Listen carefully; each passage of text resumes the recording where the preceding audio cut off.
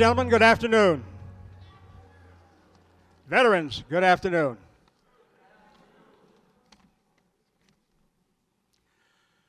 An ancient Chinese proverb holds that a journey of 1,000 miles, a life's journey, begins with a single step. Moving forward to our times, the poet Robert Frost wrote, while walking one day on a path in a wood, the path diverged. And he thought about that and said, I decided to walk down the path less traveled, and that has made all the difference. Veterans, many, many years ago, you too took a first step along a journey down a 1,000-mile journey, actually more than that. When you raised your right hand and said, I do solemnly swear or affirm, so help me God.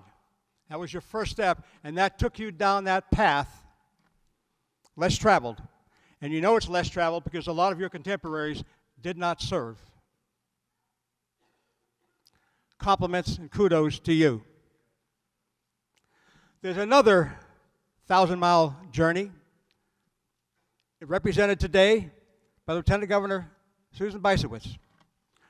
Briefly, graduate of Yale University, graduate of Duke Law School. She has served as a state representative, served as Secretary of State, and now Lieutenant Governor. A 1,000-mile journey. Lieutenant Governor Susan Bicewicz, welcome.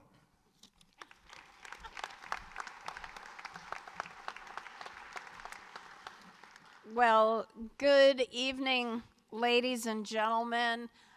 What an honor to be here to welcome you to Meriden's Vietnam Veteran Recognition Ceremony. May we have a round of applause for our incredible Vietnam veterans.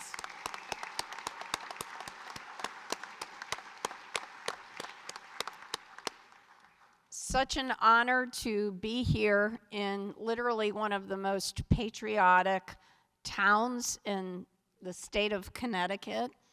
And it is such a pleasure to be here with you all. And I am going to ask that if you are able, that you please stand for the posting of the colors, and we will invite Meriden Antique veterans to please post the colors, and would you please rise for the posting of the colors and the pledge and the singing of the national anthem.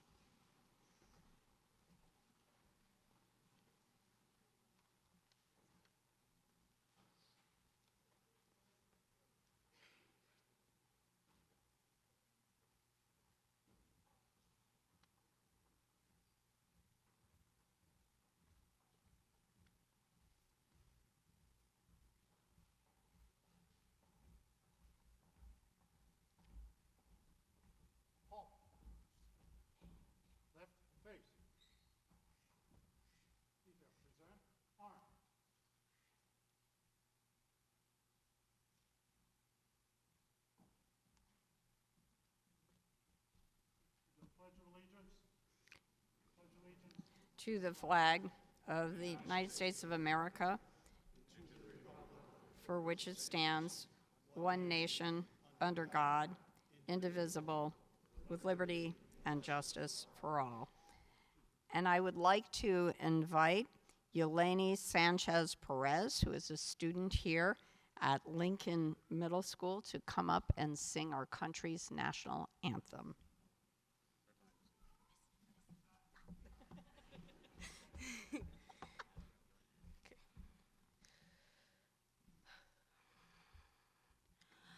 Oh, say, can you see by the dawn's early light what so proudly we hailed at the twilight's last gleaming, whose broad stripes and bright stars through the perilous fight o'er the ramparts we watched were so gallantly streaming, and the rockets red glare, the bombs bursting in air gave proof through the night that our flag was still there.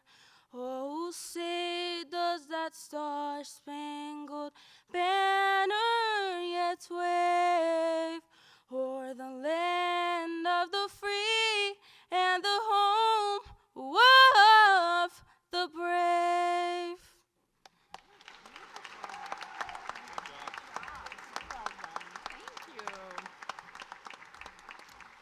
Yeleni, thank you so much. That was beautiful.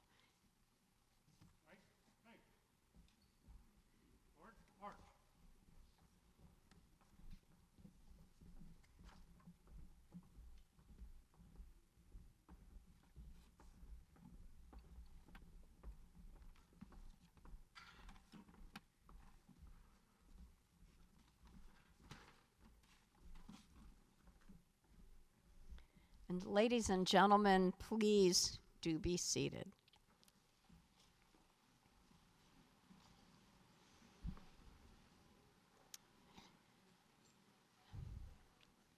So, what a pleasure to be in the presence of so many brave and courageous Americans that answered their country's call to duty. And I want to say thank you to Mayor Kevin Scarpati, to Town Manager Brian Daniels, and everyone at the Meriden City Hall who brought us all together today. You know, you might think that somewhere in Washington, D.C. or in Hartford that there is a list of all of the people who have served our country. But actually, the best list of those who served lives at every town or city hall in the state of Connecticut, because that's where people apply for the veterans tax exemption and people file their DD 214 discharge papers in the town clerk's office. So I want to say thank you to the mayor and to the town clerk and to all of the folks at Meriden City Hall that brought us all together.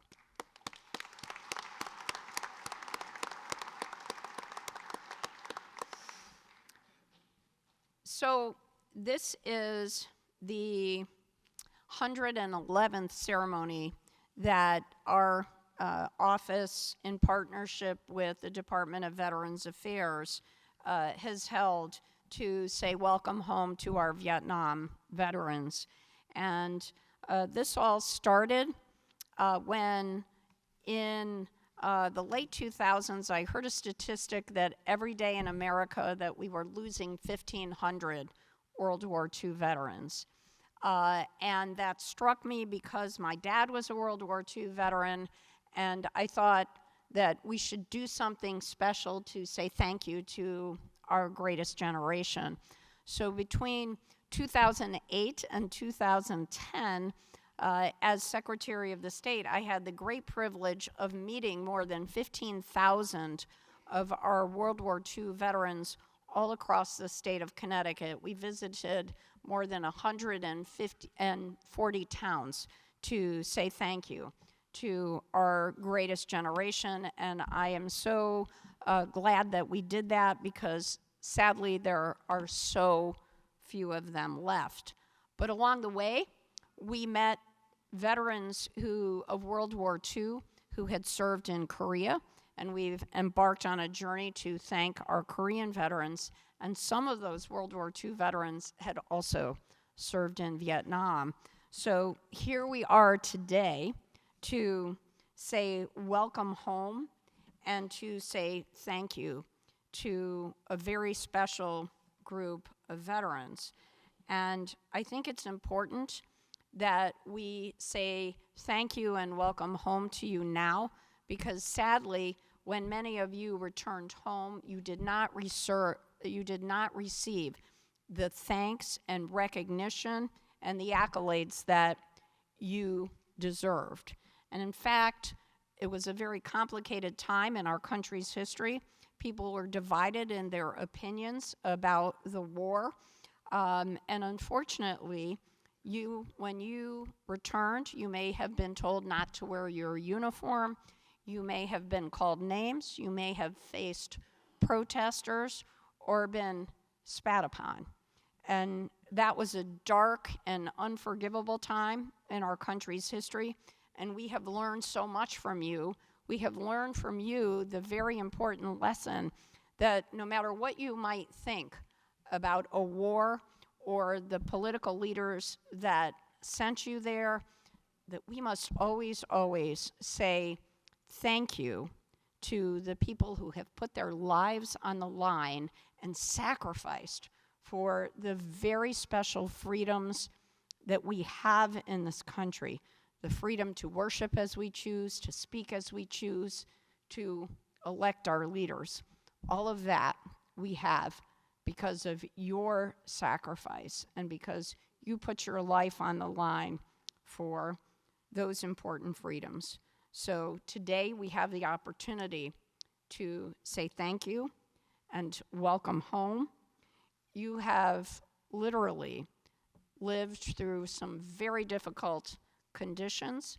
For those of you who served in Vietnam, you may have faced monsoon rains, jungle heat, intense urban combat, and exposure to toxic chemicals like Agent Orange.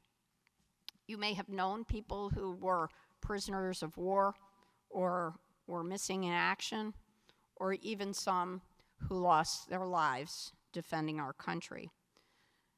But I will say that to the person, our Vietnam veterans have shown some very special qualities, and those are resilience to go through all of what you went through, to have seen what you saw, to have lived through the very difficult conditions, either in Vietnam or outside of it, but to come back to Connecticut, to live very productive lives, to raise beautiful families, is just a testament to the resilience that you had, especially given what you went through. And in addition to resilience, what I find about Vietnam veterans is that you have another special quality, and that's a commitment to service beyond service to country, because when you came back, you never stopped serving. So many of our Vietnam veterans are pillars of our community, people who volunteer in veterans organizations, people who volunteer in nonprofit organizations, people who have served in elective office or in appointive office. Literally, when we celebrate Vietnam veterans and go to a public venue like this, you see the people who are the doers in our communities. You are the people that make things happen. You are the people who've continued to serve, and you are the people who are role models for what good citizens should be. And that is why we take this opportunity to celebrate your service to our country, your service to our communities. And I want to give a quote that President Obama gave in 2012 on Memorial Day in front of the Vietnam Memorial in Washington, D.C. And he said this: "When you returned home, you looked out for one another. You cared for one another. People weren't talking about PTSD at the time, but you understood it, and you were there for each other. And just as importantly, you didn't just take care of your own, you cared for those who followed. You've made it your mission to make sure that today's troops get the respect and support that all too often you did not receive. So I want to say thank you for teaching our country that very important lesson and for your continuing advocacy for our veterans and service to this community, our state, and our country. And we take this opportunity to remember and honor the 58,000 Americans who gave their lives in Vietnam, whose names are on that granite memorial in Washington, D.C. And we remember the 614 unfinished lives of the Connecticut residents who were killed in Vietnam. There were 16 Meriden residents who lost their lives in Vietnam, and we will be honoring and speaking the names of those that lost their lives at the end of this ceremony. I think it's important that we say thank you and welcome home to our Vietnam veterans, albeit decades too late. But it's important because each day in America, according to our United States Department of Veterans Affairs, we are losing 530 Vietnam veterans every day in our country. So we feel very blessed that you are here. We want you to know that we will always be grateful for your service to our country. You are heroes. You are role models. Welcome home. God bless you, your families, our beautiful state, and our great country. Thank you so much.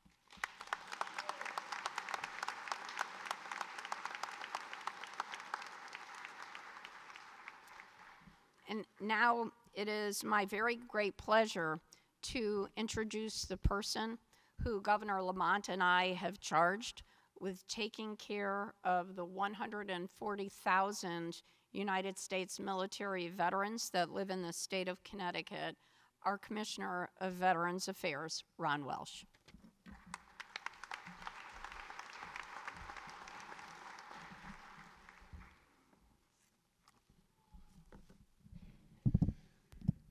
What a fantastic turnout. It's so nice to be back in Meriden. I had the pleasure of being stationed right on East Main Street back in the early 1990s, full-time in the Army National Guard. So good afternoon. Thank you very much, Lieutenant Governor, for your kind words. And once again, thank you for taking so much time out of your busy schedule to recognize our veterans and families for their service and sacrifice. To your mayors, your state senators, representatives, other elected officials joining us today, thank you for taking time out to be with us. You also have a special guest with us, General Retired John Lawler. I know he's your city engineer, so he's also on our Board of Trustees. John, it's nice to see you. To those of you that served in Vietnam or supported operations in Vietnam, welcome home. Those are words that you should have heard when you finished your time in service or when you step back on American soil, and history shows us that didn't happen. So let me share with you, my oldest son, Steve, and I are combat vets of Afghanistan, way too young to serve in Vietnam. I was 13 on the 29th of March, 1973, when our combat service members were coming back home. But the reason that we joined was because of every one of you that has served. You and your peers served as our role models, our heroes, and our friends. As young kids, my friends and I ran around southeastern Connecticut, around that Ledyard, Mystic Groton area. We climbed the trees, we built foxholes, we climbed the hills, we crossed the streams, we got down inside of the swamps. We pretended to be every one of you. Soldiers, sailors, Marines, airmen, Coast Guardmen, depending on what day it was.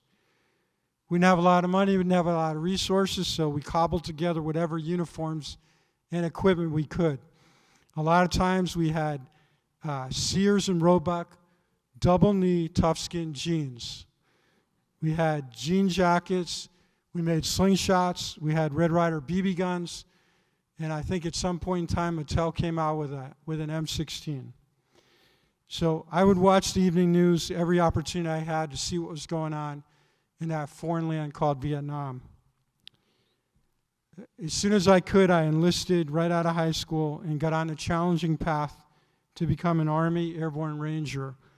I would be trained by, again, your peers that were our drill sergeants, airborne and ranger instructors, and I would serve in 2nd Ranger Battalion that was led by mostly Vietnam era or Vietnam vets. We were never pampered in that unit. We were trained hard in the most extreme environments you could think of. The mountains up to 14,000 feet out west in the Cascades, down in Panama in the jungles, the Arctic in Minnesota and Alaska, and the Mojave Desert out in California. We did a lot of joint missions back then by land, sea, and air with the Air Force, the Marine Corps, and the Navy. And we were held accountable by that leadership for getting the mission done. Just like the Ranger Creed says, though we be the lone survivor. This upbringing enabled me and our team of joint military members to survive in combat in the highly contested portion out in the east by the Pakistan border in Afghanistan from 2005 to 2006. And I would say all the lessons I learned from all of you helped get through a lot of things serving for just about 40 years in the military, starting out as a private in the trenches and being able to serve as a general officer before I retired. So I'll never be able to thank you enough for that and all you did. This past September 11th was a very difficult and challenging time for our country as we came up on the 23rd anniversary of the longest war in our history, and it didn't end the way we anticipated it was going to end.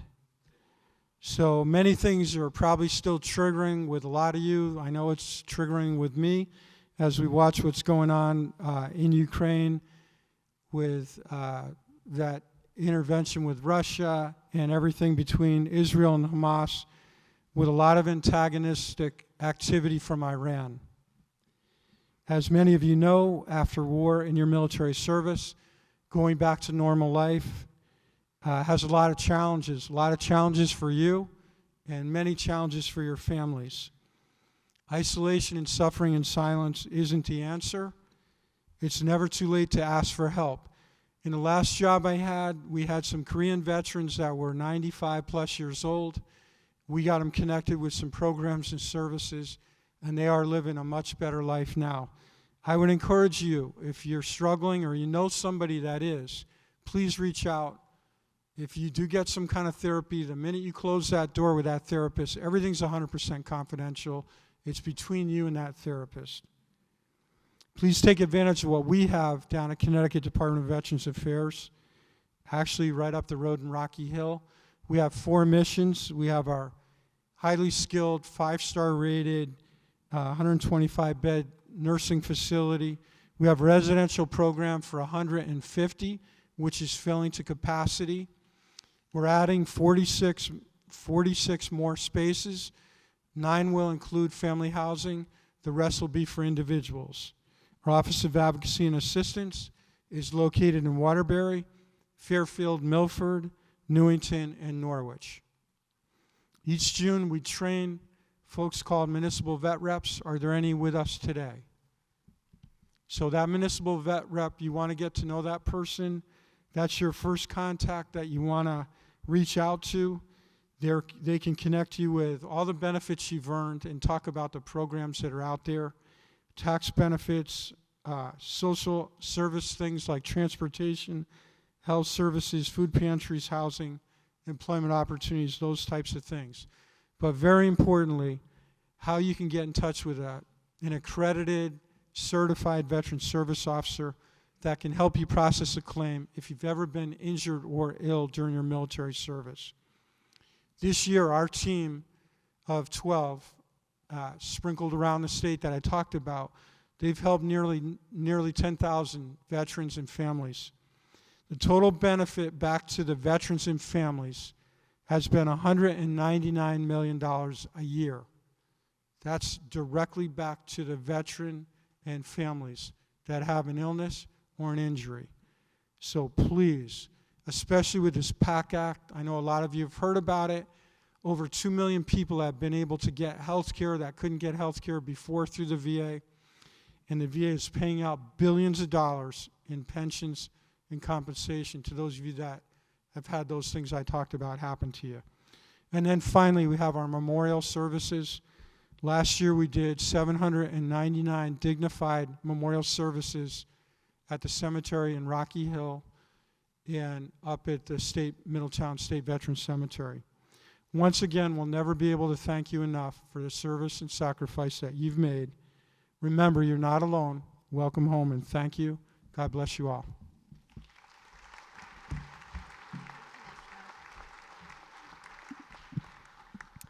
Commissioner, thank you so much.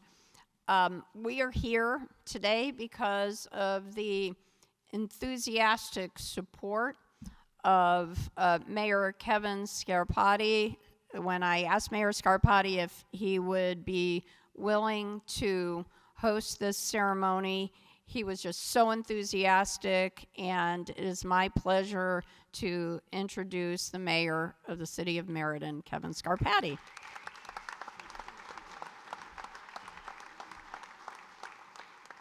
Thank you, and welcome home.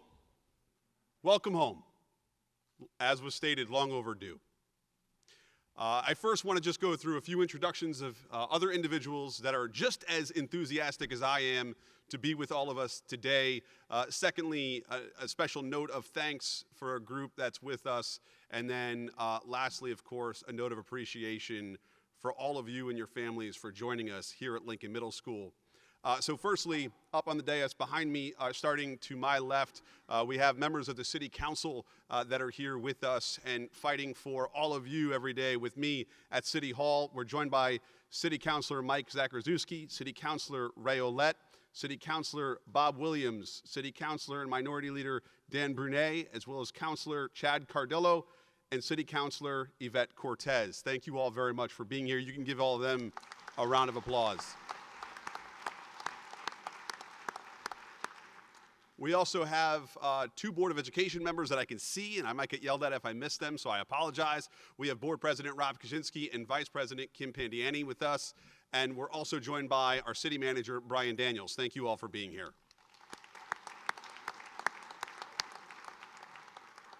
As was noted earlier, it's a little unique to have the Vice Chairman of the Board of Trustees not only with us here today, but also as our Director of Public Works. So anytime you guys come to me with a complaint about a pothole, a street light, or a plow that knocked your mailbox off, I'm going to this man, John Lawler. John, put a target on your back. Thanks for being here. A note of appreciation for a group that goes above and beyond, not only during their time of service abroad, but here every day to our community.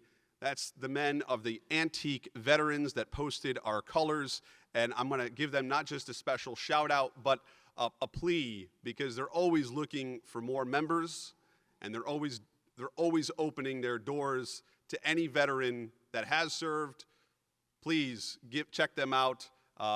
It's a worthwhile cause. They give back to not only our community, but to those who served.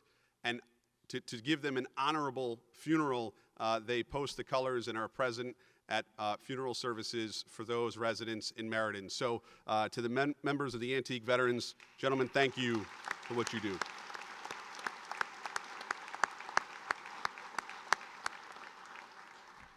And lastly, to all of you, the family members that have supported you, and to the veterans that fought for us so that we can be here today enjoying these long overdue celebrations of your work, your dedication to not just this community, but to our nation. I'd like to use this time to educate others that don't fully understand and appreciate what it is you went through, not just in your time of service, but almost more daunting is when you came home. when you came home to your country that you just fought for, the country you defended, to come home and not have been appreciated or respected the way that you so duly noted are now, let us use this as a time to educate our youth, our children, our students, some of which are in the audience today. Understand that when you see a veteran in the grocery store, at the shopping mall, or at a local business, they risked a lot for you, for us. And there's never an awkward time to go out of your way and say thank you. And so we celebrate all of you today, and there's no worthy group, or no group more worthy than our Vietnam vets to say thank you. So use this as a tool to educate others who may be naive or ignorant on the subject, that not all of our veterans were always appreciated and given awards and acknowledgments that they're receiving today. The turmoil that you went through and still carry today should be thanked every day. And so with that, I thank you. The Lieutenant Governor gives me far too much credit for gathering us here today. It was her office that made sure we were recognizing the Meriden Vietnam era vets. And so, Lieutenant Governor, thank you. Thank you for doing this in Meriden and in communities across this state. It's long overdue, but it's great to be with all of you here as the mayor of your city and welcome you home. God bless you. Thank you.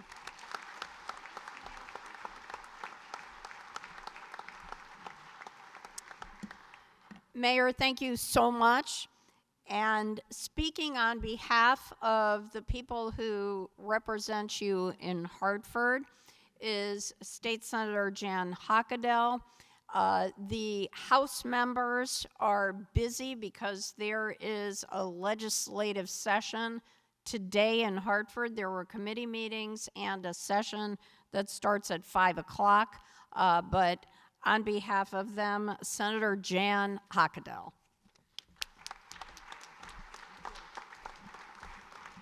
Good evening, everyone, and greetings on behalf of the Meriden delegation. I'm a little bit younger than the commissioner, so I have a confession. I actually don't remember a lot about the Vietnam War. I remember seeing conflicts on TV and the protests and some conversation, but like most little kids, I didn't really understand what was going on. When I think of the Vietnam War, I actually think of my father's younger brother, my Uncle David, because I clearly remember the day he went off to war. We went to church, we went to my grandparents' house for lunch like we did every Sunday, and when it was done, he went upstairs, got into his uniform, and then I didn't see him for a long time. At 18, David was one of the 2.7 million Americans who left to serve in Vietnam. I don't know what he thought of the politics of the time, or if he even thought of them at all. I just know that he decided to serve, and he left his friends and his family, and he went eventually those 8,500 miles because he thought it was his responsibility and his duty to do just that. He probably never even considered the bravery that it took to accept that responsibility, to get on that plane, to go to that unknown place, and the unimaginable experiences that were happening there. So it is an honor today to be here with you and to thank you for your bravery, your commitment to all of our Vietnam veterans in our community. Thankfully, David, like many of our Vietnam vets, is still with us today. As the mayor mentioned, these are folks we see in the supermarket, in our churches, in our schools, and in our community. My Uncle David rarely spoke of Vietnam. I know most of his squadron didn't make it home. So it's a rare topic to come up in our household, and that's really a shame. People gave years of their youth, of their lives, because they believed it was their duty to their country. Over 58,000 people died in Vietnam.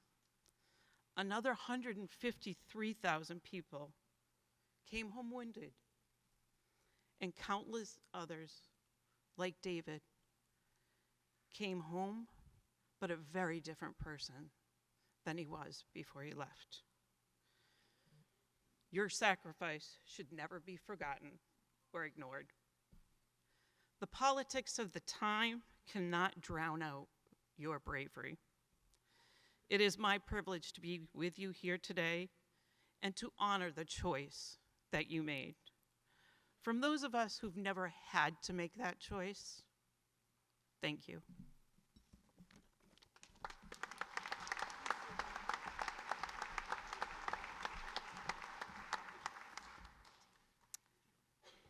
All right, so the good news is the boring political speeches are done. And that means that the best part is to hear from all of you. And what I'm going to do, as soon as I figure out, hopefully, this microphone. Yeah, it's not there. Hang on. That work? All right, no. Okay, hang on, AV person. So what we're going to do is I'm going to get a hand mic, and I'm going to be walking in the audience, and I'm going to start right here. So I am hoping somebody's going to volunteer to say a couple words about where you served, what you did, what you learned, perhaps to share a brief story. And I promise you this will be the very best part of the ceremony. And then after we hear from our veterans, we are going to be presenting citations and pins to each of our veterans. So, yeah, my name's Dave Carino, and I've got a little tag on it. It says it's been over nearly a half century. And it might sound like a rebellious statement, but actually in return, it's a very positive statement. This is my first time since I got out of the service that I had any municipal or governmental group recognize the Vietnam-era veteran. For most of you, I'm sure you had stories about your individual disrespects and things that happened to you that weren't quite in the reign of being called a hero or a positive service to America. I, for one, the day I got out of the service, decided to throw my razor blade away for 8 years and let my hair grow and let my beard grow so I could disguise the fact that I served during the Vietnam War. But now I can say, I can hold my head up high because we are being recognized, and we should be held in the same level and esteem as those that came before us in World War I, World War II, Korea, obviously Vietnam era, and well into the Afghan or Middle East conflict. So I am happy to say today, and I wasn't always willing to say it, I'm proud to be a veteran, and I'm glad that you guys are all here and all part of our group, because God bless America.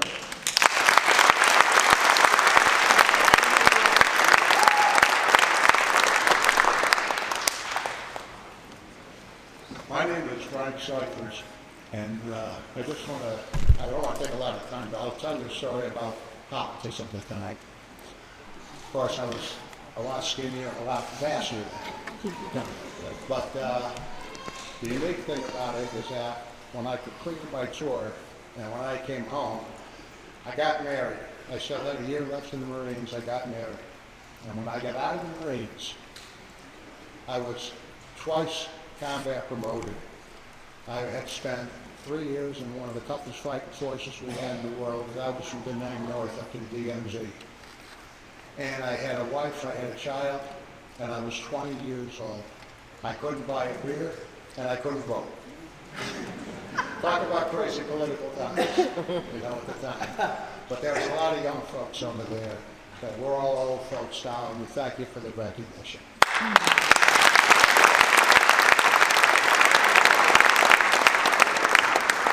Well, the good news is we changed the voting thing, but not the drinking thing. Oh, well. Hi, Dan Zabrowski from Meriden. Again, I'd just like to thank all the veterans who did serve over there. Strategic Air Command would not let me off the United States, so consequently, I got stuck there. But again, I applaud those people who are still here and be able to give that information off to our younger generation, especially the guys who have contracted Agent Orange. Something that it just blows my mind. I have a good friend that has that. But again, I'd like to thank our Lieutenant Governor, our mayor. Also, we have a gentleman who is our Public Works Director, John Lawler. He is also a veteran too, and our veterans into here. But one of the biggest assets in the city of Meriden for every veteran is our antique veterans. These men put in a lot of time. They did my father-in-law's funeral. And I appreciate the fact that, you know, you people are here today also with your wives and your family to honor these people. And we should never desecrate our people because of the fact that you served in Vietnam. Serve there, just serve your country well. And I do appreciate the fact, again, everybody bringing out this to the public, letting them know who we are and what we did for our country. Thank you for your time.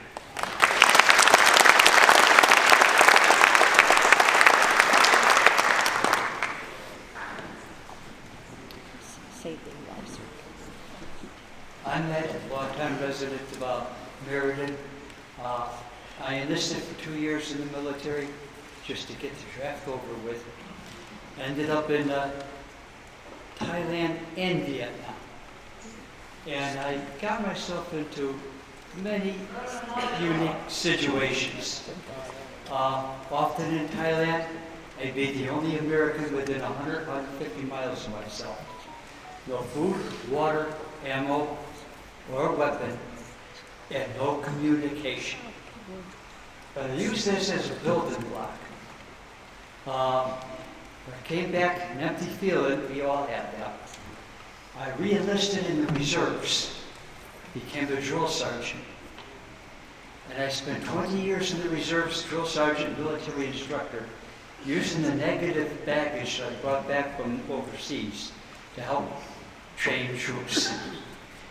And lo and behold, I even had the opportunity and pleasure to mentor my own son and get him geared up to go to Afghanistan. Nice. Thank you.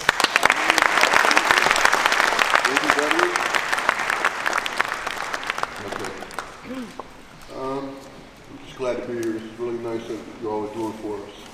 I turned 18 in 1972. That's when they lowered the drinking age to 18. And they also abolished the draft right around then. So I was like one of the first of the all-volunteer services they have nowadays. They talk about all the time. I was one of the first volunteers, I guess. But I don't know. I'd just like to say that freedom is not free. Just ask the Ukrainian.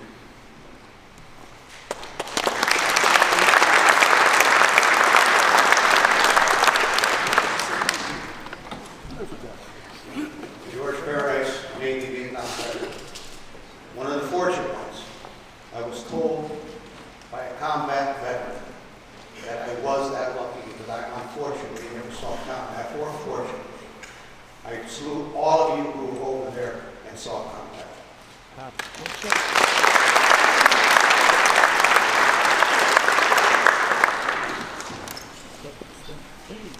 My name is Barry Eichenauer, United States Navy. I am a Seabee. I did my tour in '68. Didn't want to go to Vietnam, so I joined the Navy. I ended up there detached from the Marine Corps. I'm damn proud of it, and thank all you guys for being around.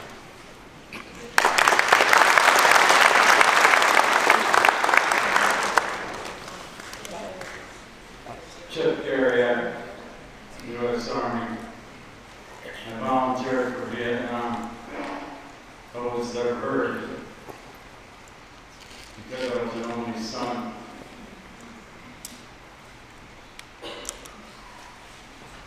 I never forgave my mother for that. But I did serve 25 years in the Army.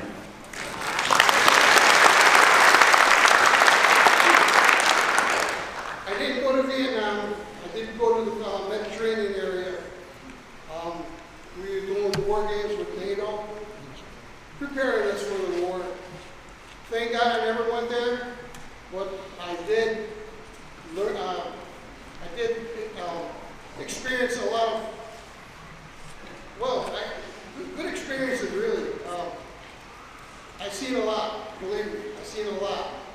And when I walk through a store and people come up to me and thank me for my service, I appreciate that, I really do. Because I know what was going on during the time of Vietnam where the public didn't, they actually spat on us, you know? And like Lieutenant Governor said, we were told not to wear our uniforms home. And that was a shame because I love my uniform. I love my uniform. I mean, I earned it. I earned the title. United States Marine, Semper Fi.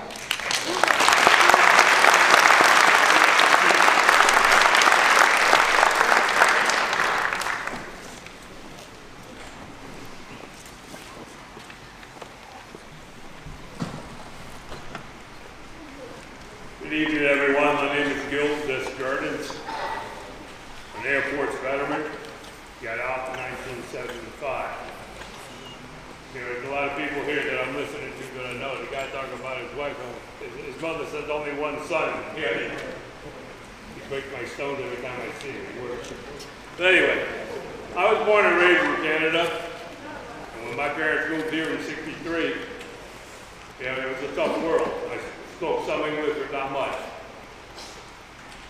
But I got in so much trouble that by the time I got out of high school in 1970, somebody told me if I joined the military, I would become an American citizen right away and I could do whatever I want.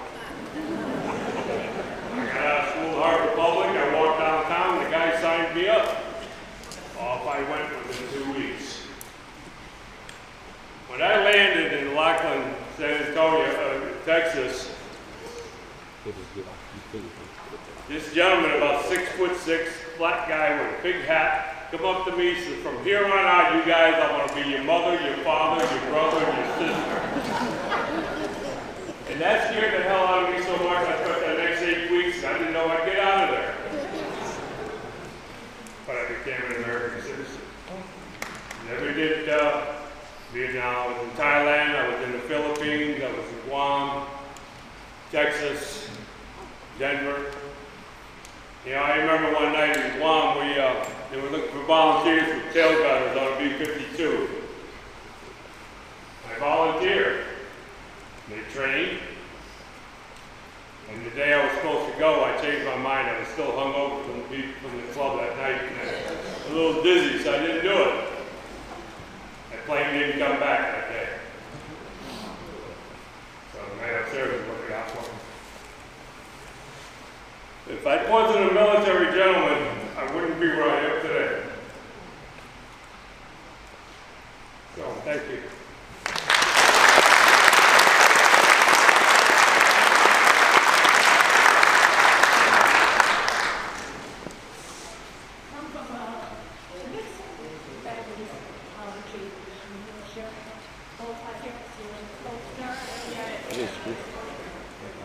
And with that, the Coast Guard wasn't taking females. Closest thing to that was the Navy. And I joined the Navy, became part of the U.S. Navy Hospital Corps, assigned to the Defense Naval Hospital.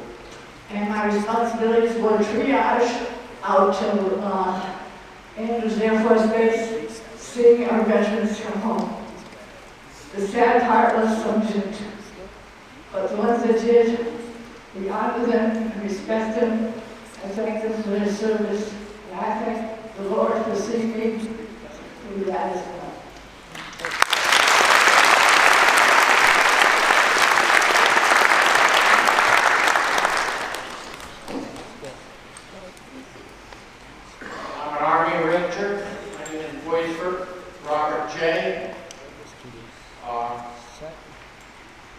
A little hard to say, but a part of Post 45 in South Meriden and Meriden Legion. And when I was over in Dock Hill, I was a medic.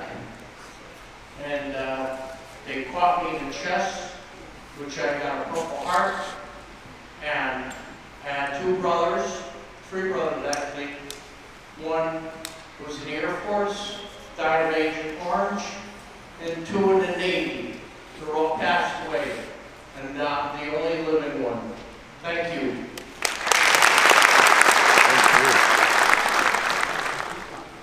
My name is Robert Rosen, RA 117986676.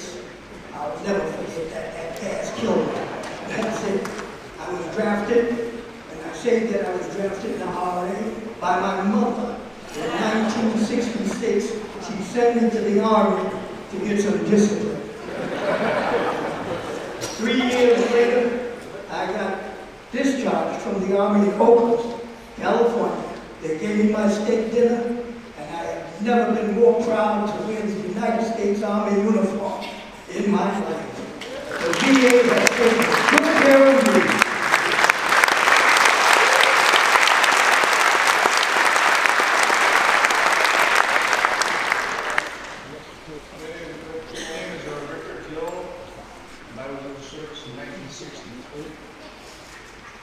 Pre-Vietnam. So we got some troops over there doing training. And they were not allowed to shoot. They were taking casualties, and they still were not allowed to shoot. And the school that I was in was called Monmouth. I was going to radar, and I ended up staying in the States. But we did give, I got two instances that Vietnam touched me. We were in Fort Belvoir, Virginia, and they were, what was it, 1960, 65, 66. And we got a call, all the people, everybody that had mustered, we had to go to the monument. There was a demonstration going on. And people didn't realize what was going on. They were telling tomatoes, they were doing this and that. And I was saying, so, what the hell's going on? And then, I was at 14, in 101st Cal, they were being sent over to Vietnam. They're kids, 18 years old, had no idea what they were going to get to. And they were trying to do everything just to get out of it because of the demonstration that were going on. And a couple of kids with their toes off their feet. And it was just like, it was terrible.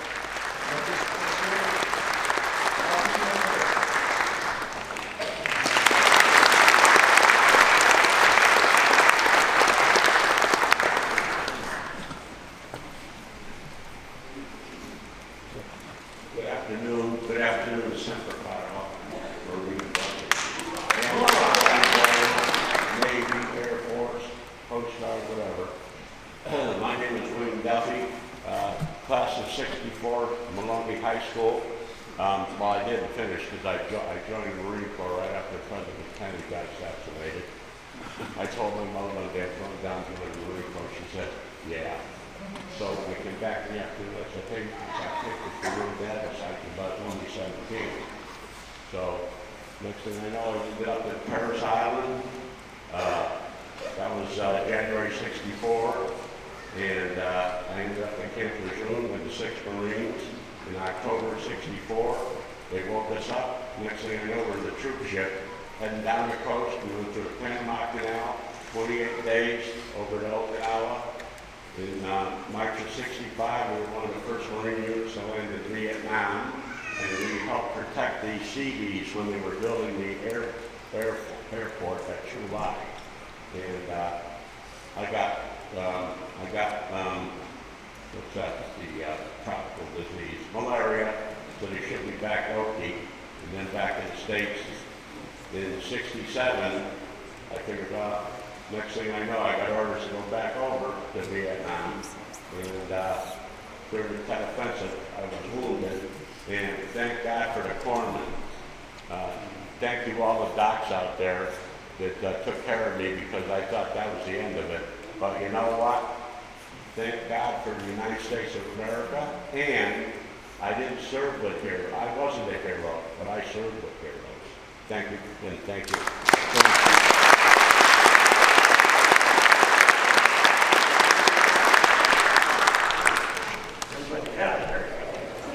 My name is George Hannon, retired Master Sergeant, U.S. Air Force. I went in at 18 years old, went through 18 months of training, sanitation, water treatment, and at Newburgh, New York, Stewart Air Force Base. And after my training there, on the job, I was sent to the Philippines in 1962. From there, I was in the Philippines for about 3 months. And he sent me to Vietnam and Saigon. And there was no bases there. This was field operations. Our water line was a 3-inch galvanized pipe from a well about a mile away to our tent area. We lived in tents, went through all the monsoons and everything. What our job was to start building the base in Saigon for the Air Force side of the airport. Our job, we had 45 engineers. We were leveling the groundwork to start building the base. By the time I left in middle '63, we had 2 permanent buildings.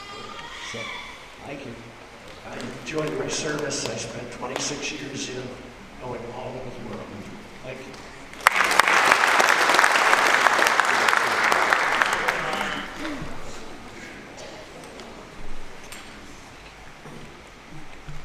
My name is Hank Zyma. I'm a longtime resident of Meriden here. My Air Force career was from 1957 to 1965. I actually never did serve any time in Vietnam. My time was during the Cuban Missile Crisis, which is a big issue that we're almost up against right now. But I want to thank and express my gratitude and thank you for all of you gentlemen that did serve in Vietnam. And I want to say, so not everybody went overseas during this war. There were hundreds of thousands of military people that backed you up statewide so that you had the supplies and everything that you needed to complete that mission. Thank you, and again,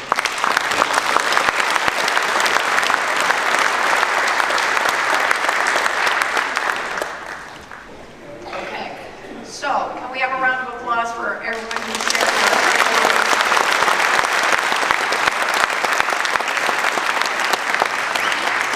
All right, so now we're going to recognize each of our veterans individually, okay? And so the good news is there are a lot of you.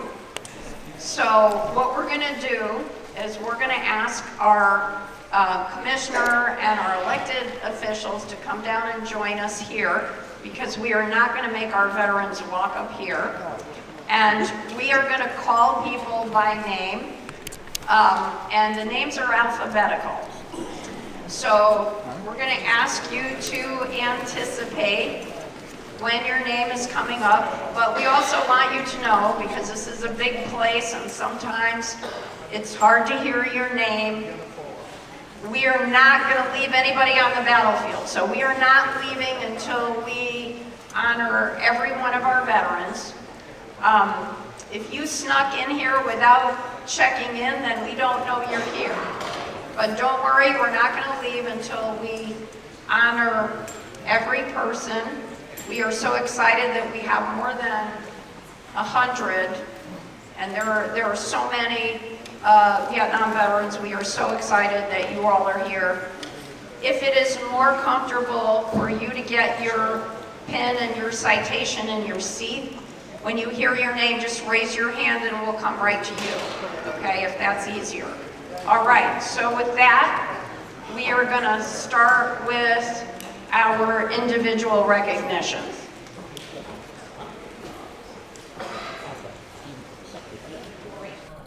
Good evening, everyone. We will begin by recognizing our Vietnam-era veterans. We will begin with Peter Allam.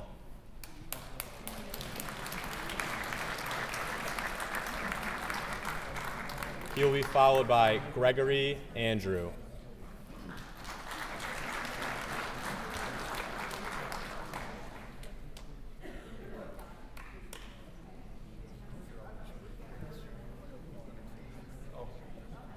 Noel Obey.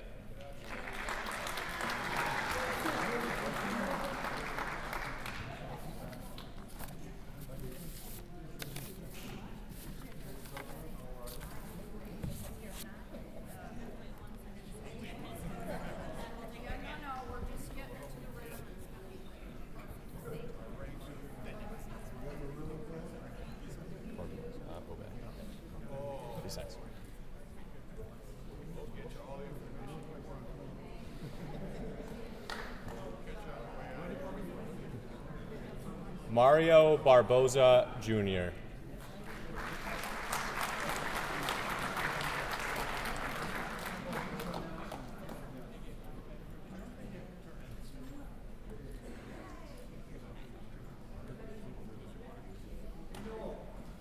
Merritt Barnes.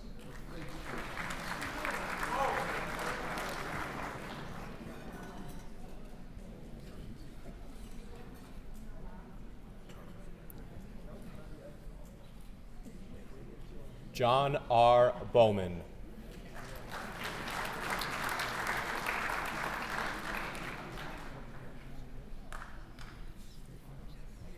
At this time, the veterans with numbers 11 through 20, please come towards the front.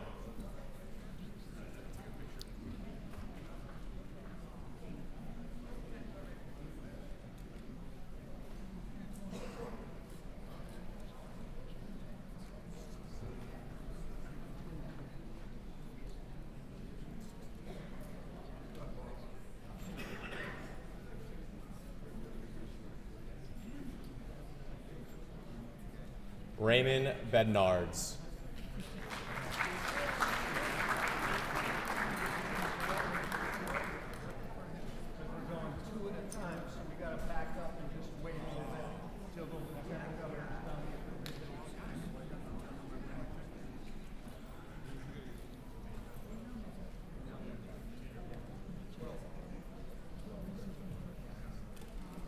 Gentlemen, if you're lining up, please go to this far aisle and line up behind them. Thank you.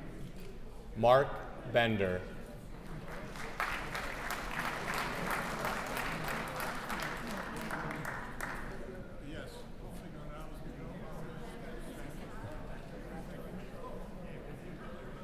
Craig Byron.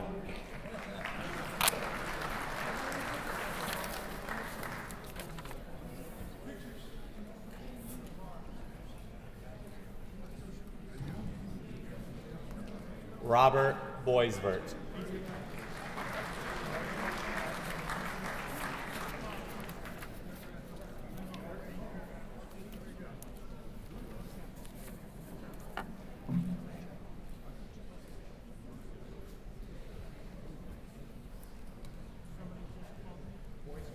Linwood John Bonato.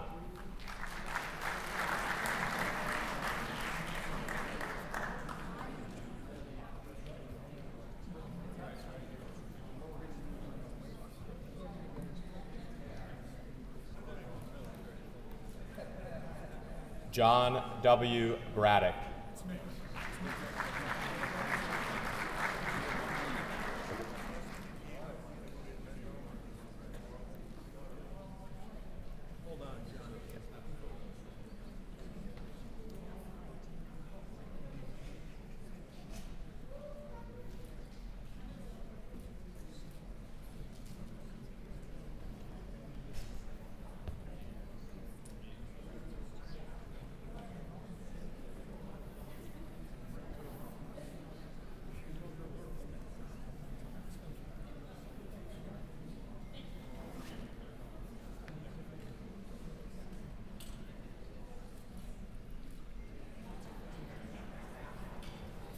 Timothy Brinkerhoff.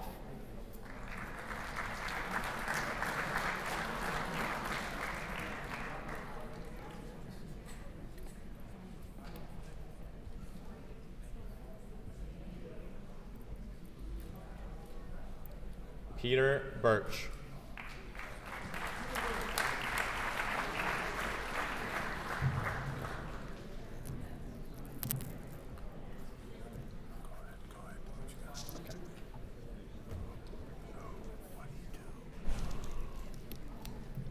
Lawrence Byron.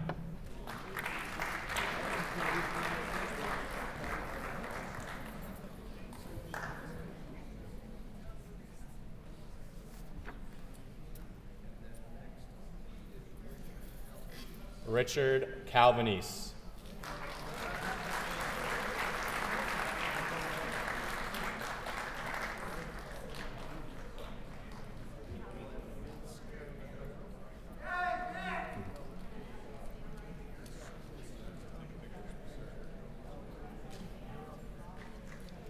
Vincent Caramanello.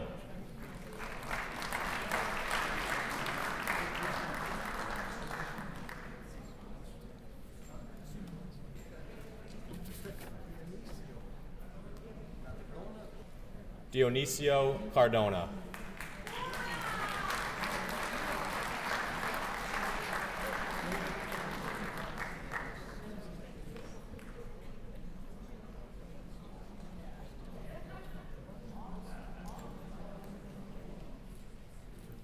David Carino.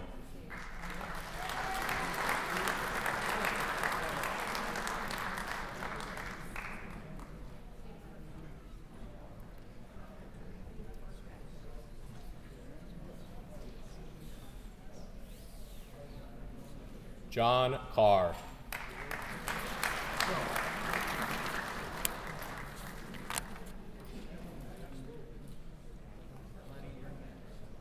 Leonard Shearman.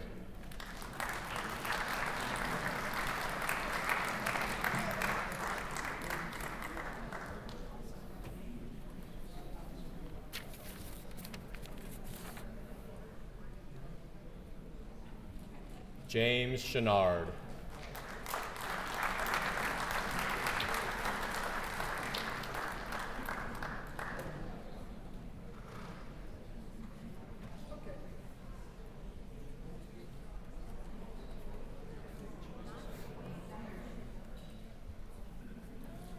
David Chozek.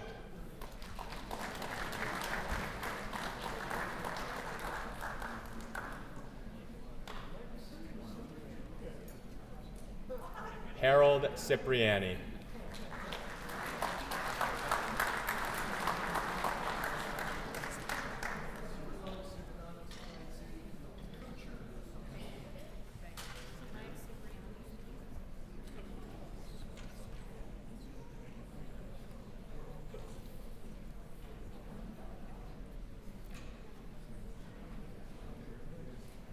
Thomas Cirillo.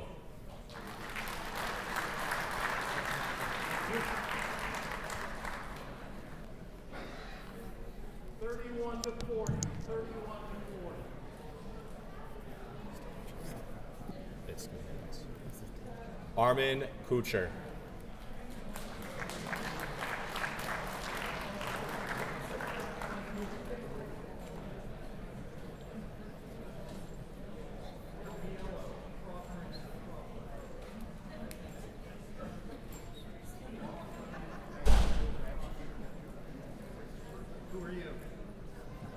Our next group will begin with George W. Crawford.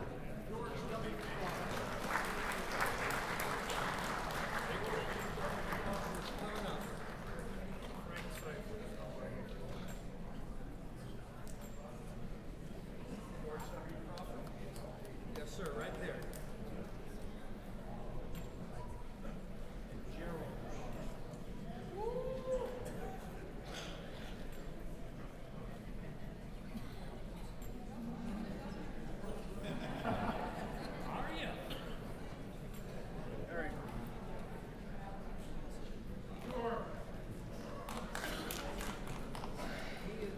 Gerald E. Crawford.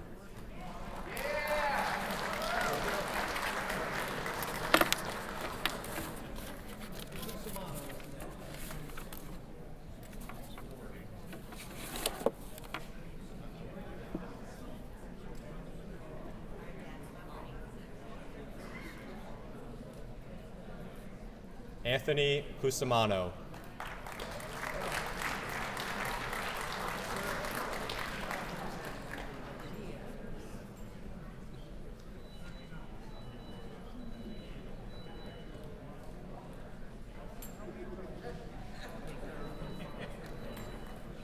Frank S. Zeifers. And Rafael Diaz.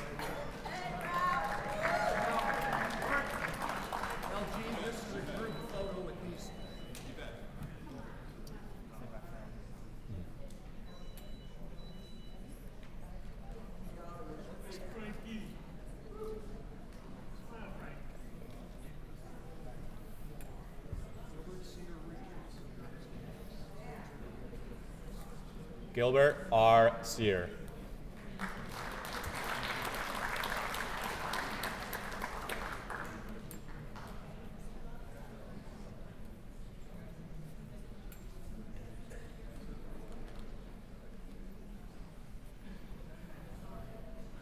Richard J. Sear.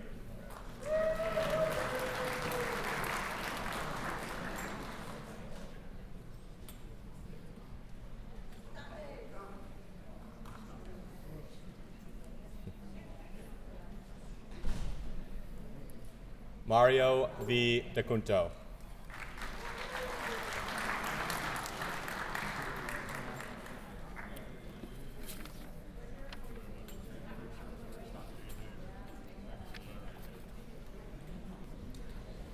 Lawrence Eugene David.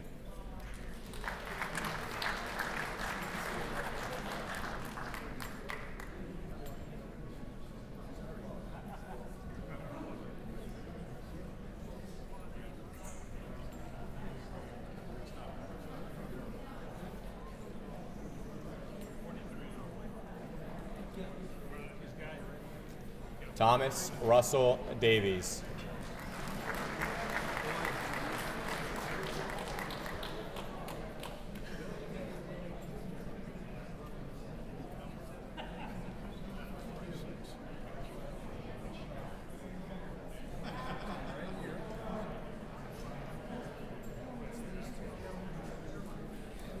William A. Day, Jr.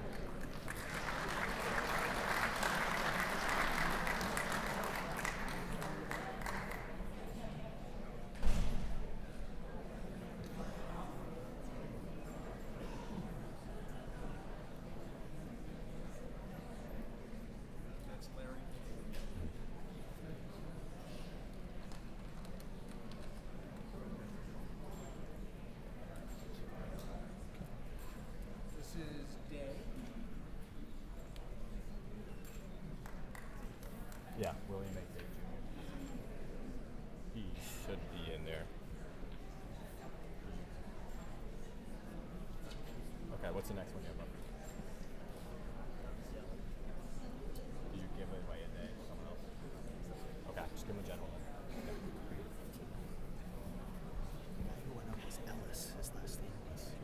Oh, just now? Oh, did he? Yeah. Okay, thank you for that. Okay. Alan B. Dempsey.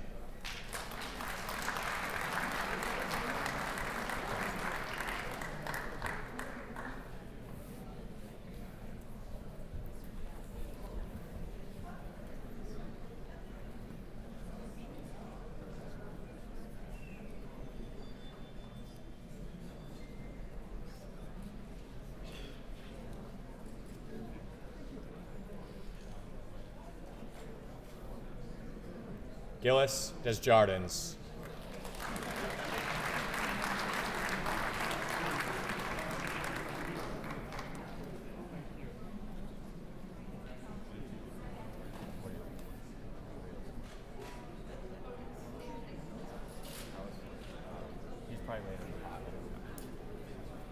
Robert C. Dingwell.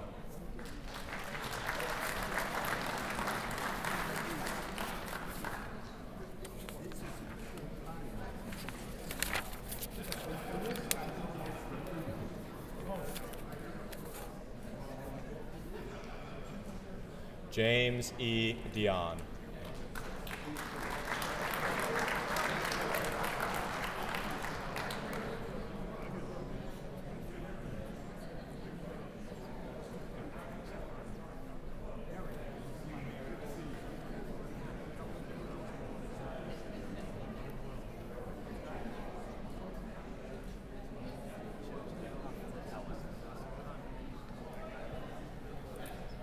Clark Dorr. Dorr.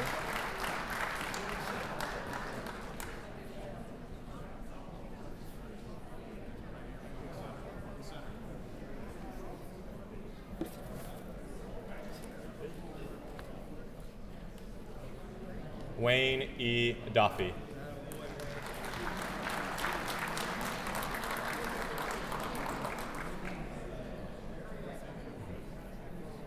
It is at this time we ask all veterans holding cards numbered 51 through 60 to please come towards the front.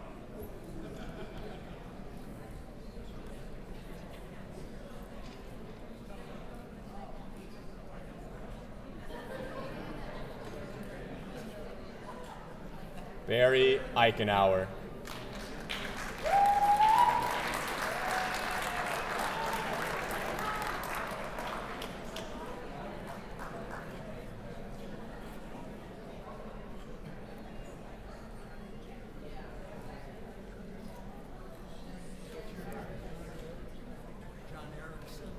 Perfect.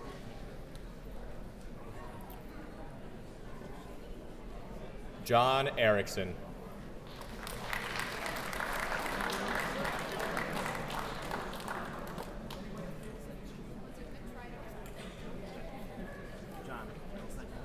Yes. Yeah. Yep. Ellison, correct? Ellison. Got it. James G. Ellison.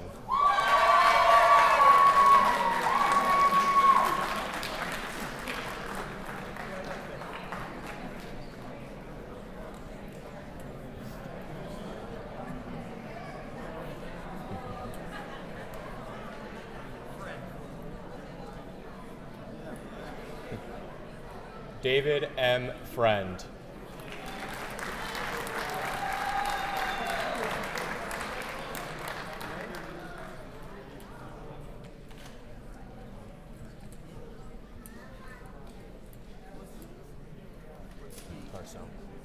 Garceau's next. Raymond Garceau.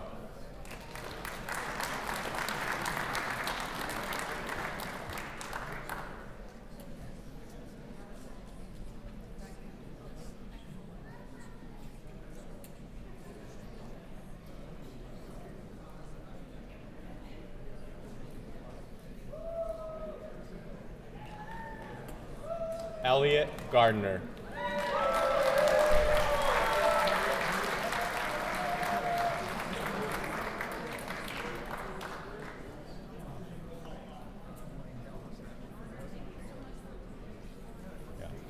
Mike Ellis. Yeah, got the head in line by a little bit. I can call your name now. I think you might have a day citation. He got days. Yeah. Yeah, so I can call your name now and we'll do that again. Okay. Yes. Do you have Ellis? Yep, right there.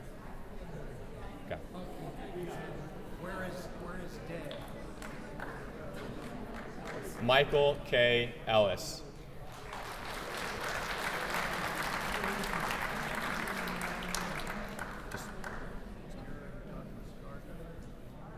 Douglas Gardner is. Okay. Douglas Gardner.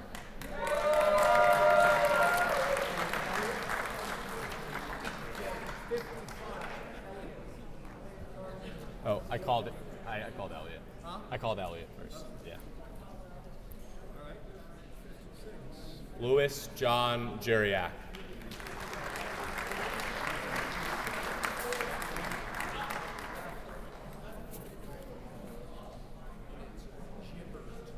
Gibbertoni.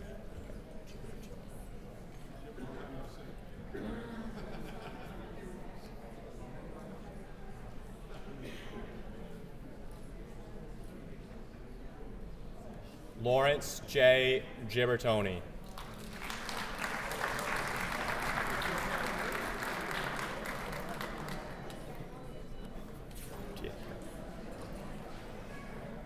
Richard A. Gill.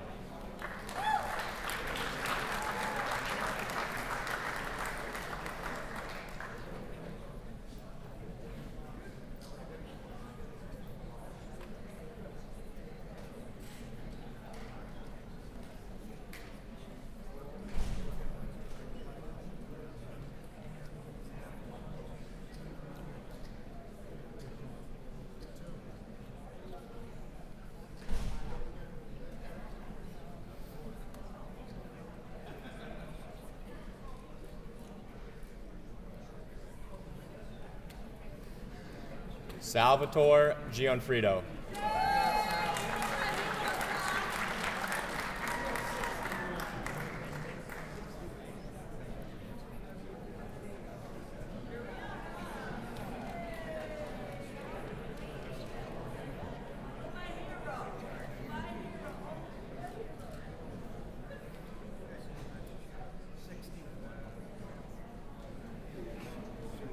Emiliano Gonzalez.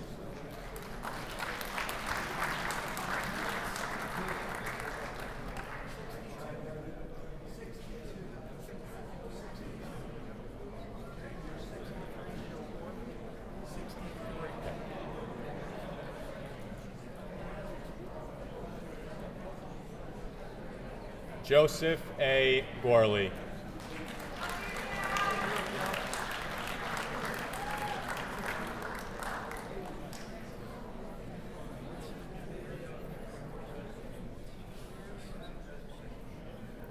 There's 60.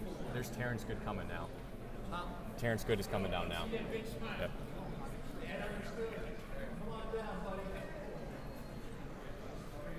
Terrence Good.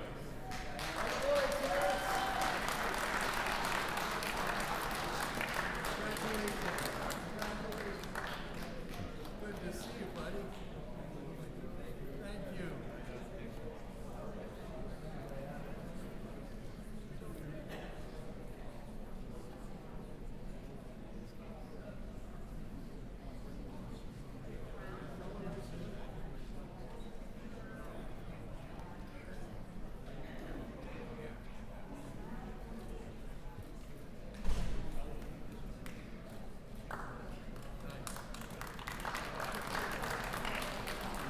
John J. Graham, Jr.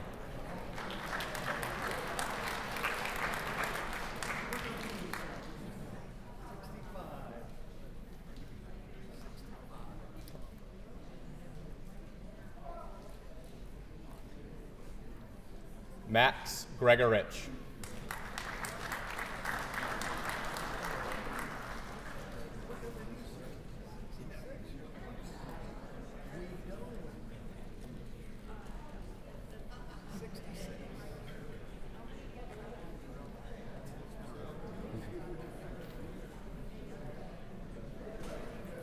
Alfred Guidone.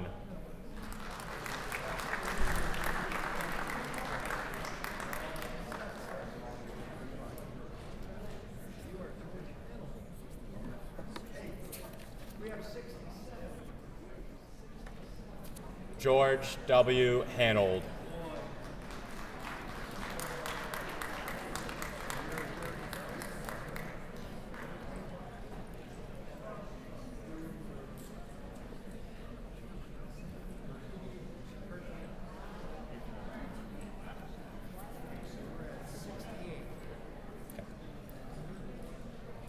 Gary Harris.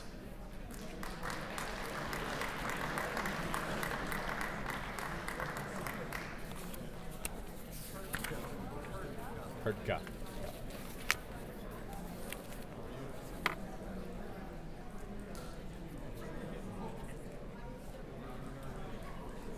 Norman Herdka.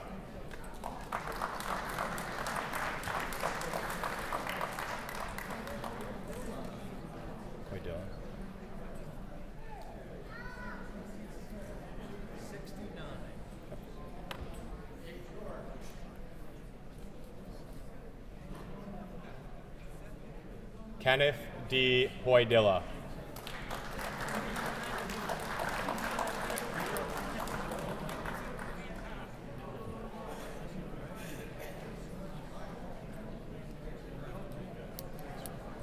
Hughes is next. Hughes.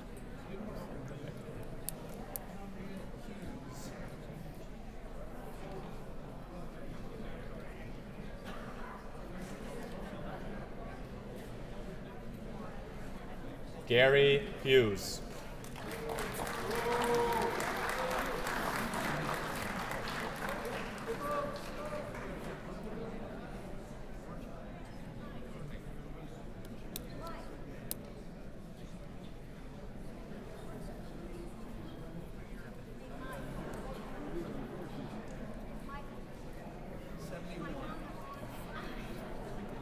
Thomas Hyde.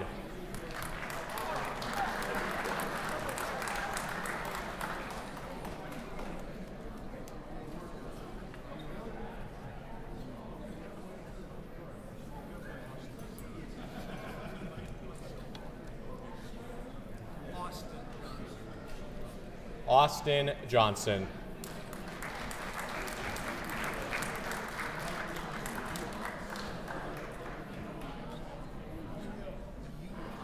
Uhas. Okay.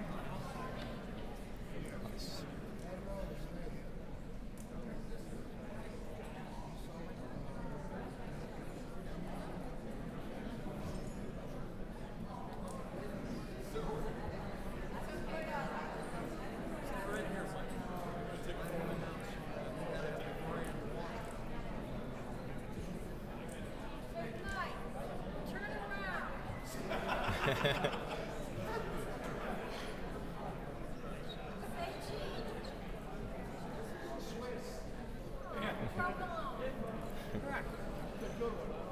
Michael Uhas.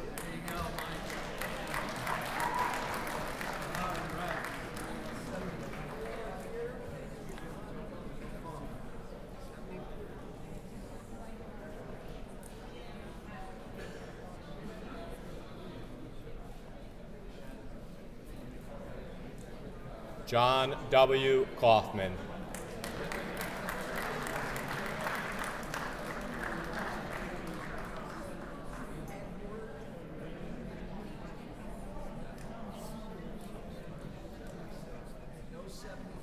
Okay.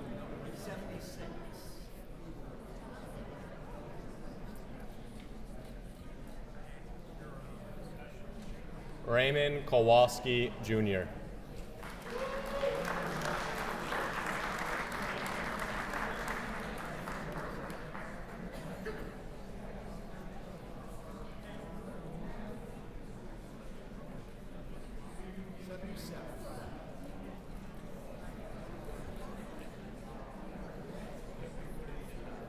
William Walter Kroll.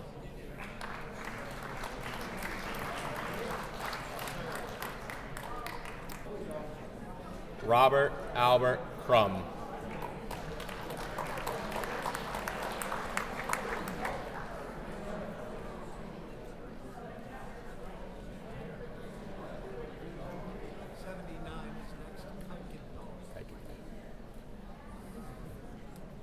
Michael Lee Kuykendall.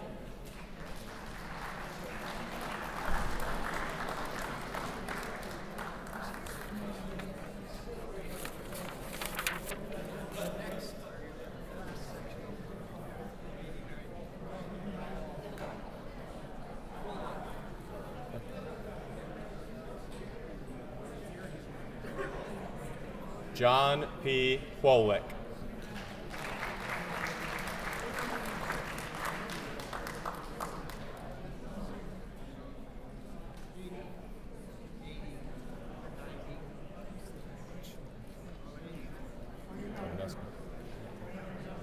Michael Lewandowski.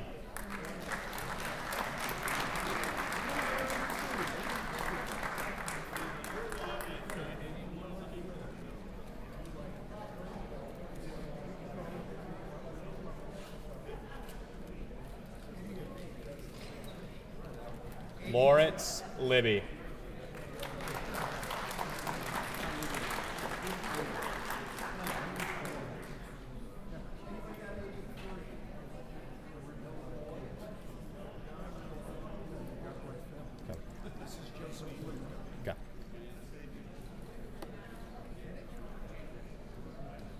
Joseph Luca.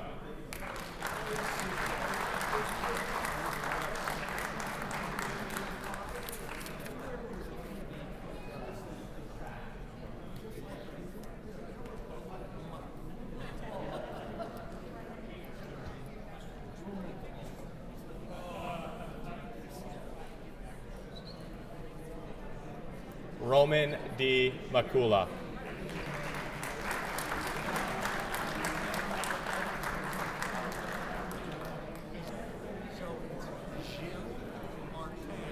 Jill Martin. Got it. Jill Martin.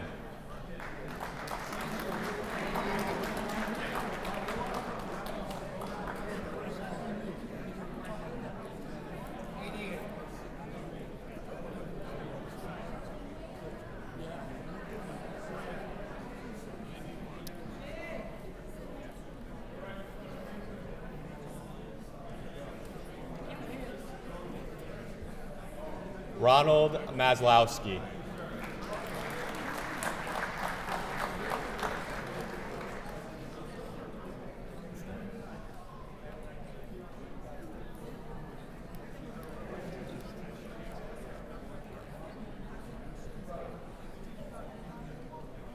Michael Massimino.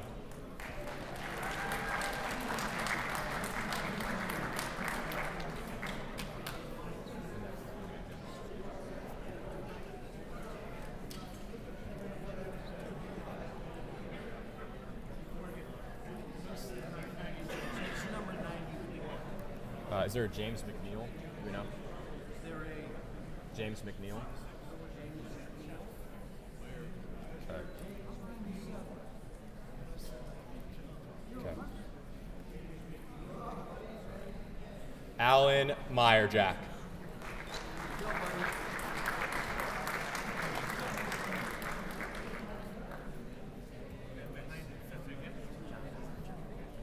Meyerjack, yeah.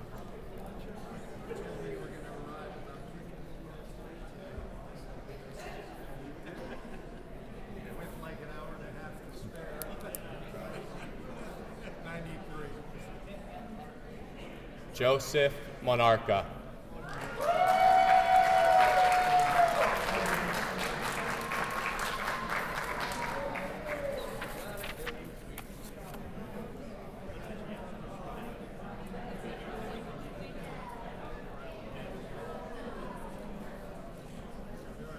Edward Morse.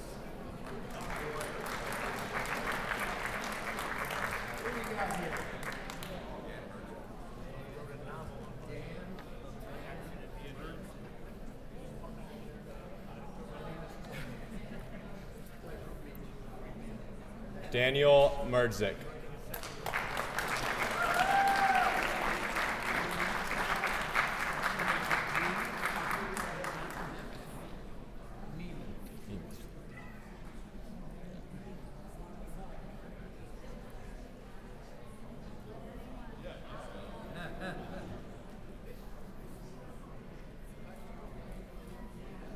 James Nemeth.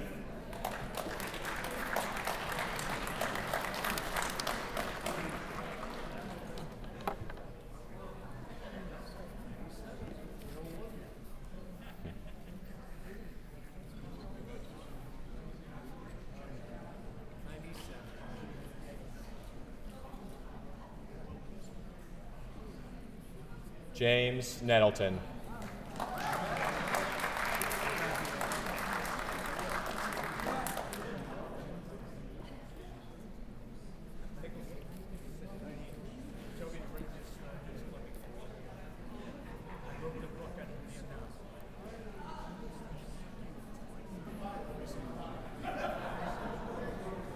Richard Nicholson.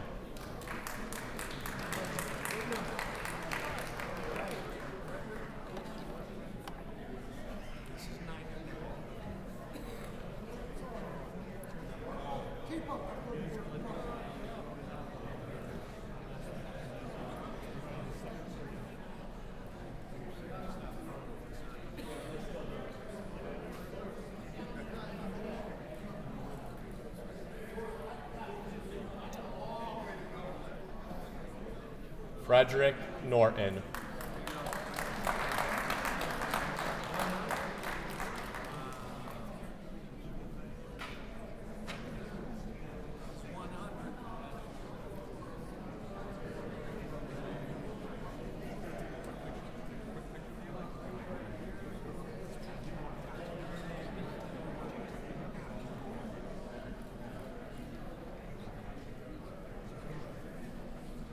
Thomas O'Malley, Jr.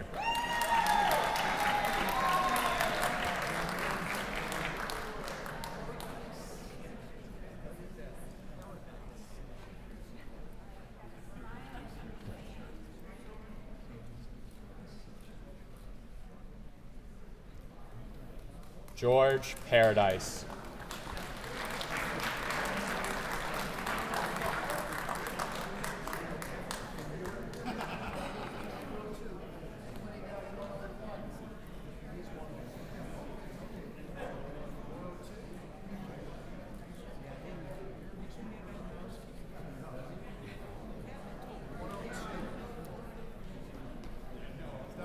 Joseph Perzanowski.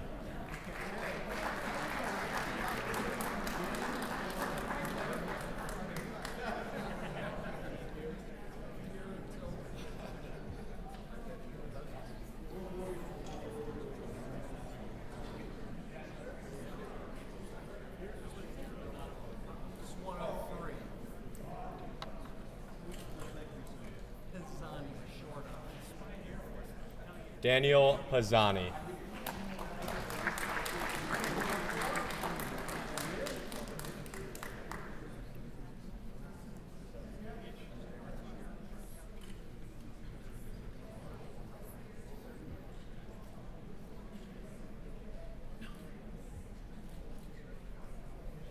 William Purcell.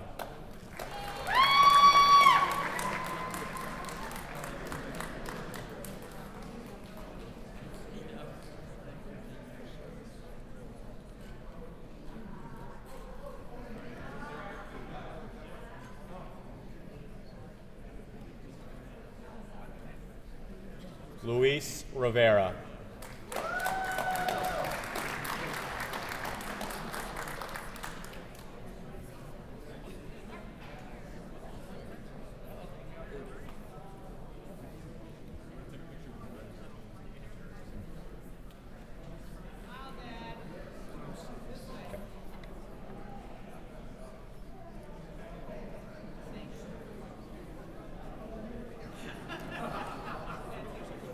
Kenneth Robinson.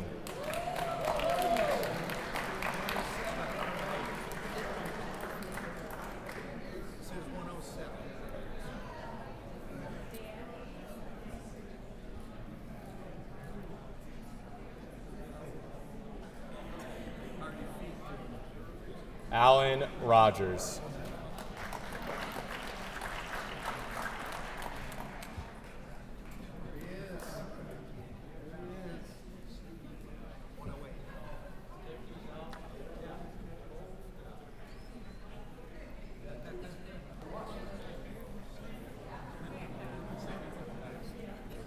Paul Rude.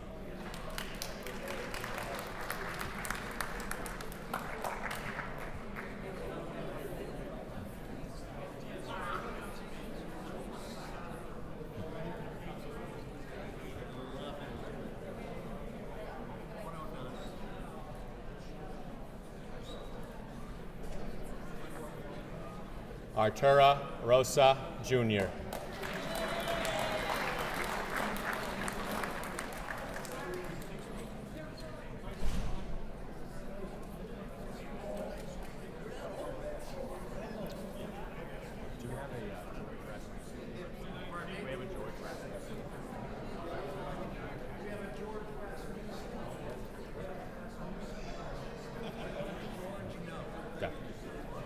Juan Rosado.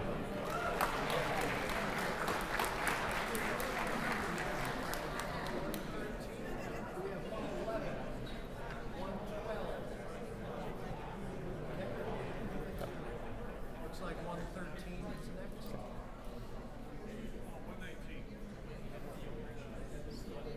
Dennis Scarfo.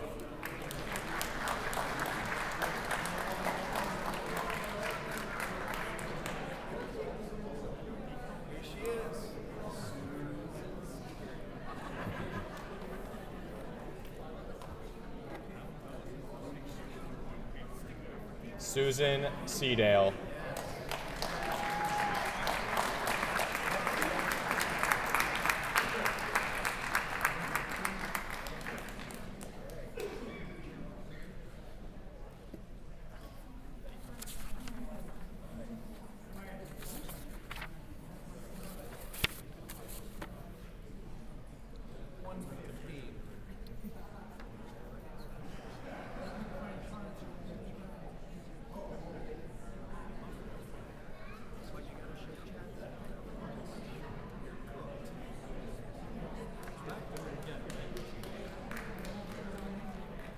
Edward Shaw.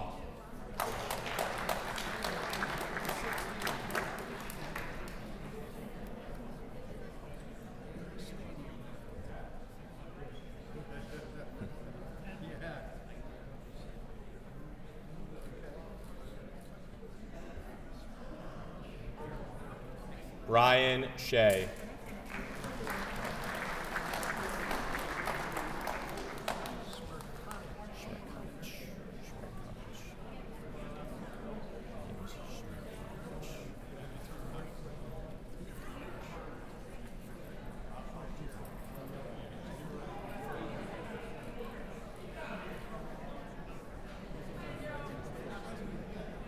James Shmerkonich.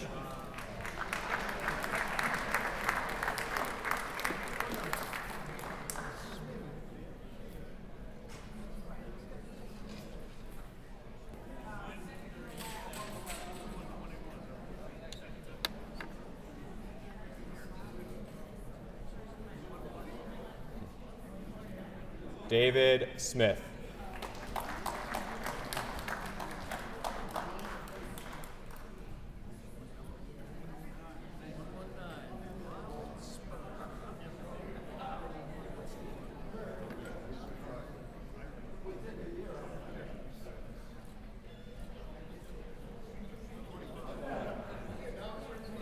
Ronald Spur.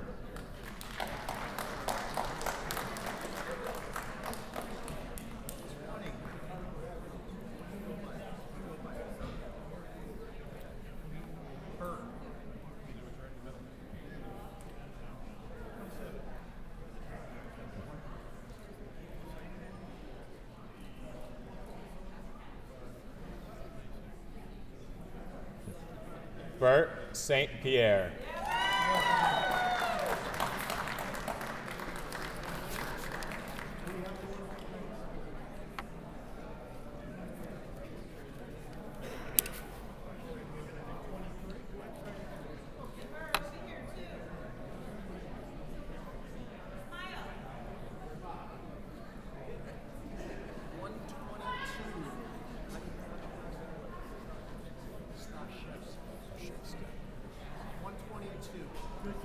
Stephen Shashevsky.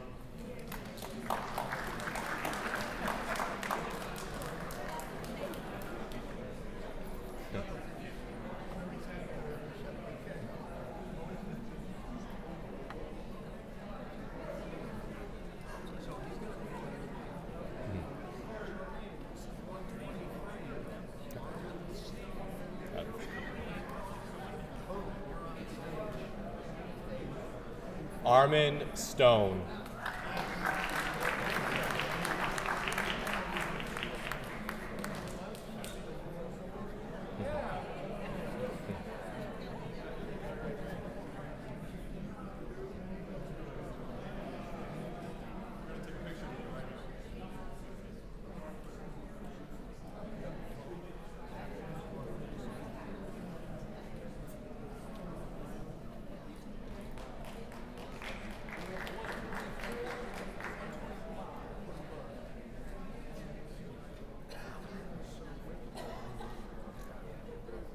Robert Serwecki.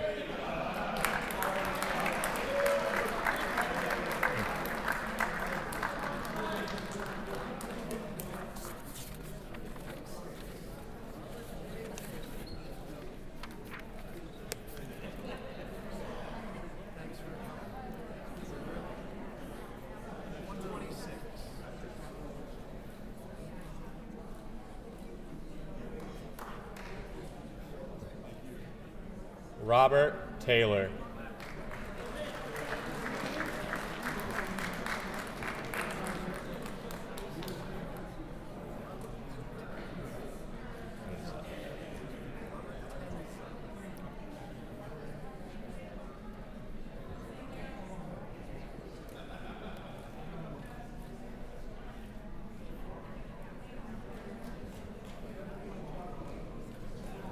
Robert Tenza.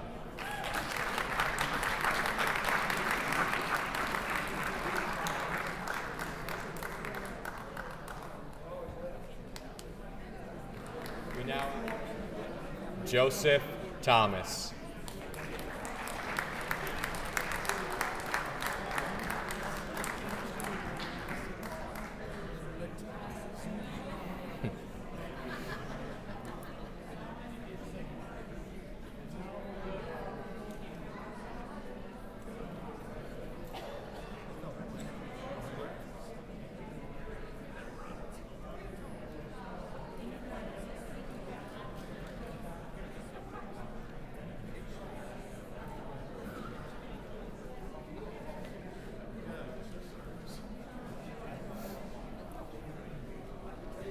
Joseph Taz.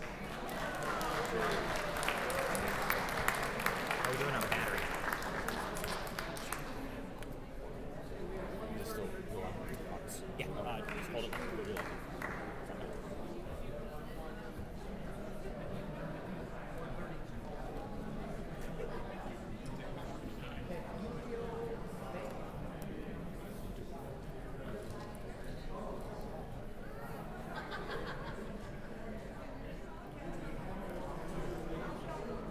Edulio Vega.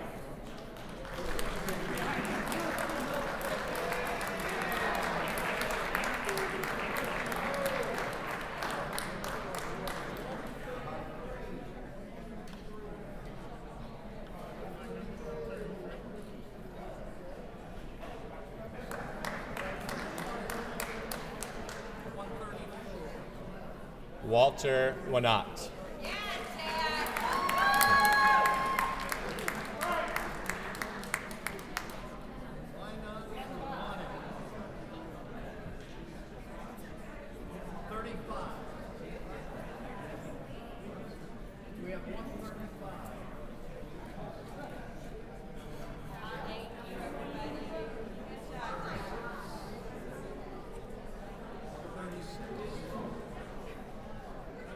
Edward Witkovich.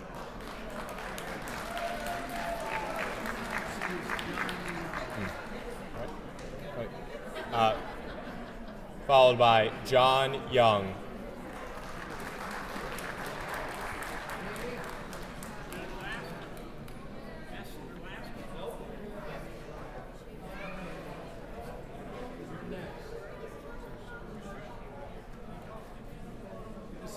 We're all set. Yeah. All set. Daniel Zaborowski.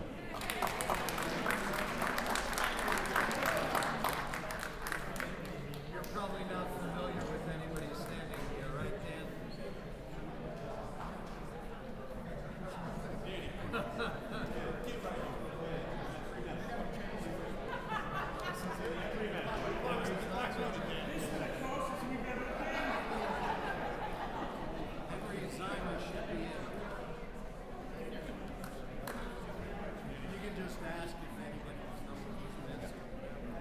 Henry Zyma.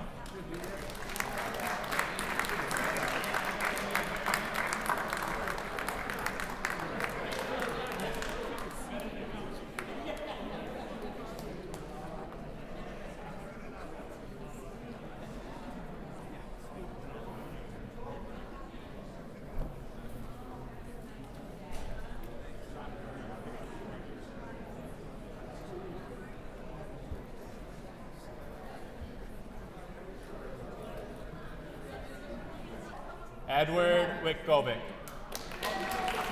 I'll bring it to you. Okay. Are there any other veterans whose names we have not called? All right, so we are going to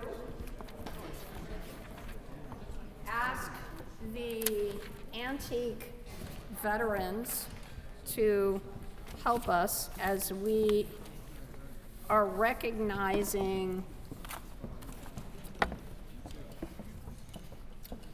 the names of the folks who lost their lives who were from Meriden.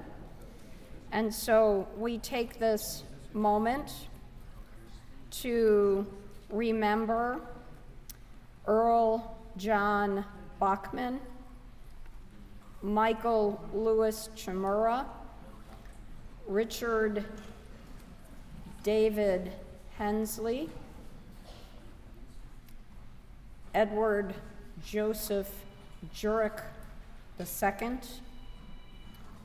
Frank Joseph Cullen Jr., Patrick Wilmer King, Gerald Levy, Mark Allen Lilienthal, Robert Gary Marks, Walter Raymond McDonald, Wayne Robert McKenzie, Roland Armand Richard, William Allen Rozzi, Joel Alexis Sandberg, John Reginald Schoenick, and Douglas Edward White.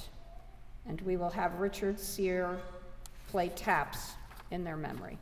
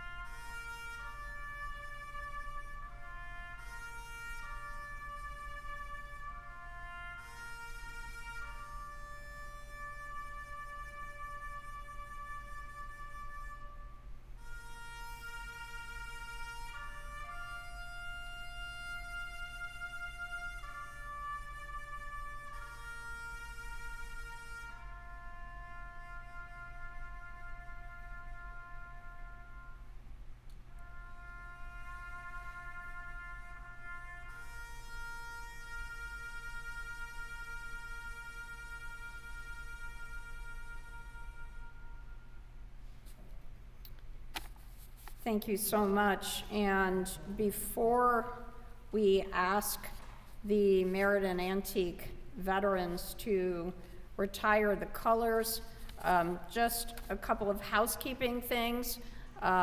If we need to make another citation for you, if we misspelled your name or if there are any issues with your citation, please see us before you leave. We will take care of that. If you did not RSVP to let us know you are coming, we will make sure that you get a citation sent to your home. And if you would like to see the pictures that our office took of your veteran, you can go to the Lieutenant Governor's Flickr page, which is on the back of your program. And if you have difficulty finding it, call our office or ask your grandkids. They can tell you where it is. With that, could we have a round of applause for our amazing veterans?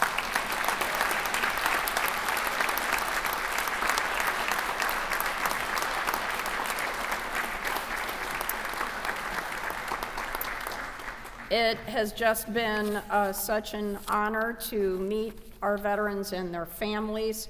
We want to thank Congresswoman Johanna Hayes' office and Janine Lupo, who is here congratulating our veterans as well. We hope you have a very safe trip home, and it's an honor for Governor Lamont and I to represent you every day in Hartford. And with that, if we could ask the antique veterans to please retire the colors.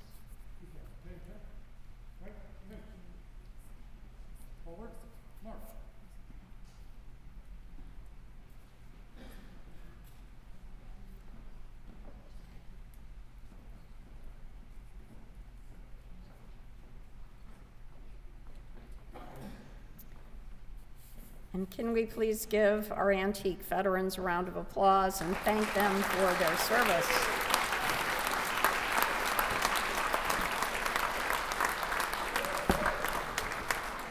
Good evening, safe travels, everyone.